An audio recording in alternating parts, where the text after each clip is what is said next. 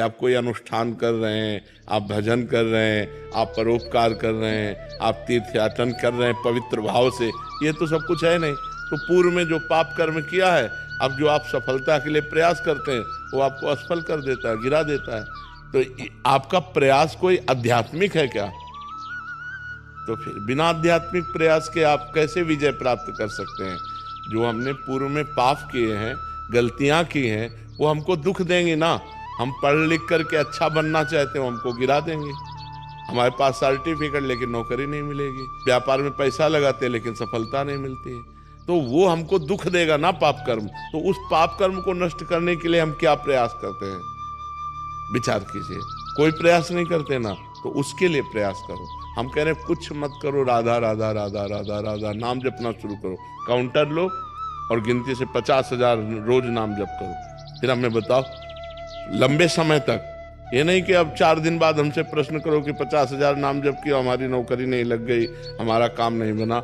लंबे समय तक जप कीजिए, फिर देखिए सफलता मिलती है कि नहीं। कुछ जने बिना प्रयास के भी महाराज जी, क्या उनका पूर्व का प्रारंभ?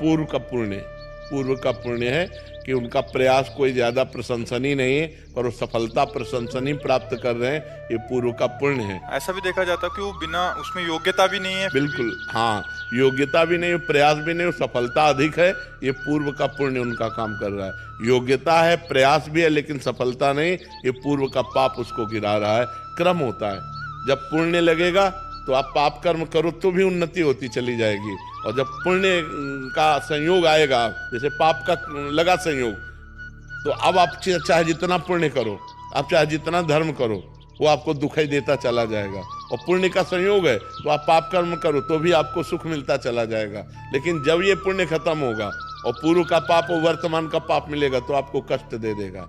और जब उनका पाप नष्ट हो जाएगा तो ये पुण्य और वो पुण्य पीछे का जब मिलेगा तो उनकी उन्नति हो जाएगी। ये एक क्रम है ईश्वरीय, जो ईश्वरी भागवती है, जो क्रम है वो ये है। तो इसलिए नाम जप करो और अपने पापों को भस्म करके आगे बढ़ो, नाम जप करो, ठीक है। अशोक जी, नीलिमा जी, राधे राधे।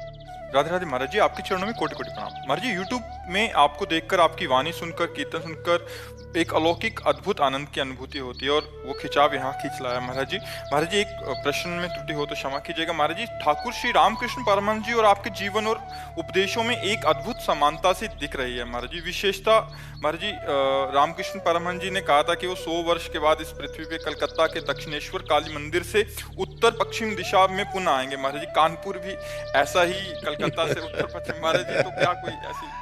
नहीं, हम तो उन महापुरुषों के दास हैं, उनकी चरण रज के प्रताप से। हाँ, बोल जो रहे हो उन्हीं की जूठन बोल रहे हैं, जो बोल रहे हैं वो उन्हीं की जूठन बोल रहे हैं, महापुरुषों की ही बातें बोल रहे हैं। लेकिन वो तो गुरुजन हैं, वो आचार्य जन हैं, वो महापुरुष जन हैं, हम उनके बच्चे हैं, हम उनकी शरण में हैं। कपिल जी, उज्जैन से। श्री हरिवंश महाराज जी। श्री हरिवंश, राधे राधे महाराज जी। महाराज जी, भगवत साक्षात्कार एवं भगवत प्रेम में क्या अंतर है? भगवत प्रेम की भगवत प्रेम से ही भगवत साक्षात्कार होता है। जब तक भगवत प्रेम नहीं होता तब तक भगवत साक्षात्कार नहीं होता। हरि व्यापक सर्वत्र समाना और प्रेम ते प्रगट होए में जान। भगवान प्रेम से ही प्रकाशित होते हैं। मिले न रघुपति बिन अनुरागा, किए कोट जप जोग विरागा। अनुरागा का मतलब प्रेम ही होता है, भगवान बिना प्रेम के नहीं मिलते हैं, नहीं। तो इसलिए प्रेम और भगवत साक्षात्कार एक ही बात है।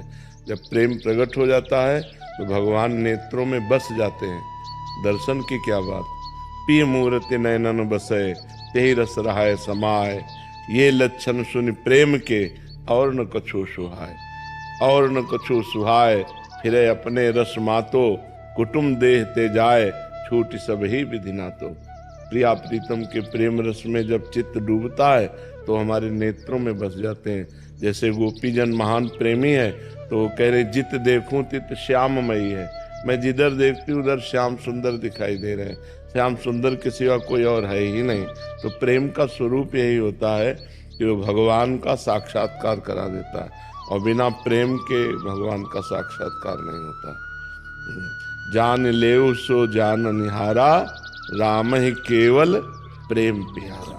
अगर प्रेम है तो भगवान की दर्शन भक्ति सब सार्थक हो गया। प्रेम नहीं तो दर्शन भी तो कर रहा है दुर्योधन।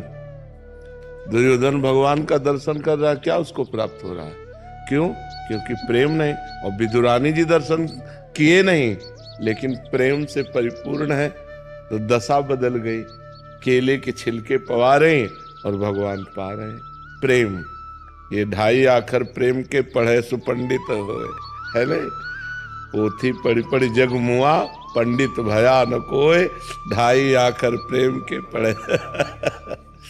तो ये अदिति जी बिहार से। श्री हरिवंश महाराज जी, क्या संत दर्शन से भाग्य बदल सकता है? नाम जप से भाग्य बदलता है। संत दर्शन से भगवान की तरफ आकर्षण होता है। संत दर्शन से पाप नष्ट होते हैं। संत दरस जिम पातक टरे, लेकिन भाग्य का परिवर्तन नहीं होता। भाग्य का परिवर्तन भजन करने से होगा।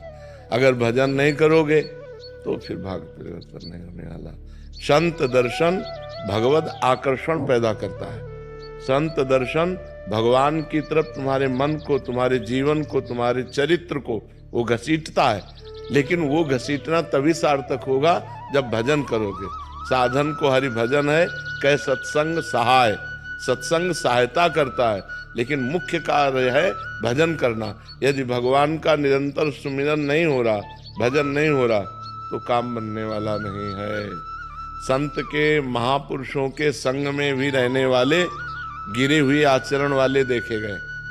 रुपया पैसा के लिए जहर दे देना, संपत्ति के लिए गला काट देना, ये बड़े बड़े सिद्धों के पास रहते हुए देखे गए। अगर भजन नहीं है तो बात